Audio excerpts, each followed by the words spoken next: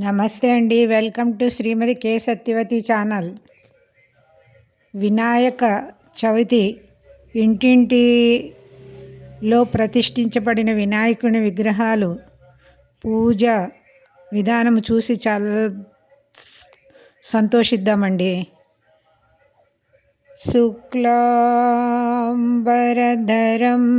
విష్ణుం శశివర్ణం చతుర్భుజం ప్రసన్నవదనం ధ్యాయేత్ సర్వవిఘ్నోపశాంతయే.